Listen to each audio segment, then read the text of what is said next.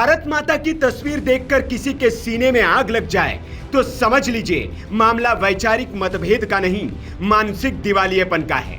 जिस देश में रहते हैं, जहां की मिट्टी में उपजा अन्न खाते हैं, जहां की हवा में सांस लेते हैं, उस देश को मां मानने और उसकी तस्वीर से परेशानी होने लगे तो समझ लीजिए वो देशभक्त नहीं है। इस देश का मुसलमान भी कट्टरपंथ की राह छोड़कर भारत माता को मां मान रहा है, लेकिन वामपंथी अपने वैचारिक दिवालियेपन में इतने कंगाल हो चुके हैं कि उनके पास ये सोच भी नहीं है कि भारत माता को मां मान ले। केरला के राजभवन में जो घटना हुई है, इस घटना में इसको वहाँ के जो स्टेट मिनिस्टर हैं पी प्रसाद जी को ये देखना चाहिए कि भारत माता की मूर्ति ये दरअसल हिंदुस्तान में करोड़ों लोगों की आस्था का एक प्रतीक है और जो जहां प्रोग्राम हो रहा है राजभवन में, जो लोग प्रोग्राम करा रहे हैं, जो लोग बैठे हैं, वो उसको मानते हैं और आस्था रखते हैं।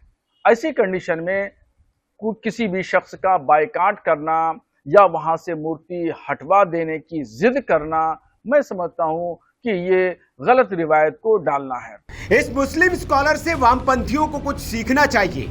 जिस मुल्क ने इतना सम्मान दिया, मंत्री बना दिया, उसी के साथ गद्दारी। कहने को ये केरल के शिक्षा मंत्री है, लेकिन इनकी शिक्षा पर ही सवाल है। वी शिवनकुट्टी, इनको भारत माता की तस्वीर से नफरत है या भारत देश से, ये इन्हें बताना चाहिए।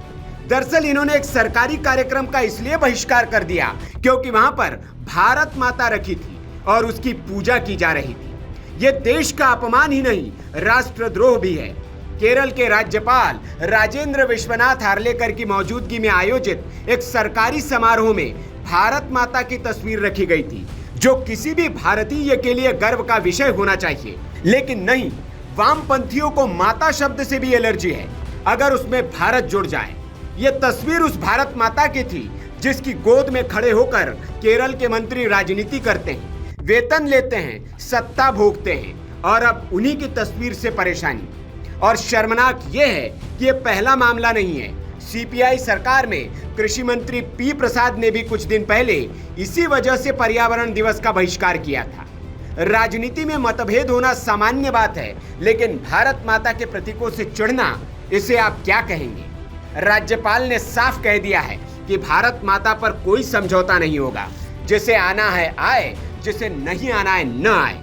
अब राज्यपाल के इस बयान के बाद सीएम पिनराई विजयन तक ने बयान दिया कि राजभवन को आरएसएस का मंच नहीं बनने देंगे। तो सवाल ये कि क्या आप भारत माता की तस्वीर दिखाना आरएसएस का एजेंडा हो गया है? क्या भारत माता सिर्फ आरएसएस की है? क्या माता कहना अब सेक्युलरिज्म के खिलाफ हो गया है? और क्या तिरंगा थामने के लिए भी कोई वैचारिक इजाजत लेनी पड़ेगी? क्या भारत माता की तस्वीर अब देश विरोध का प्रतीक बनेगी?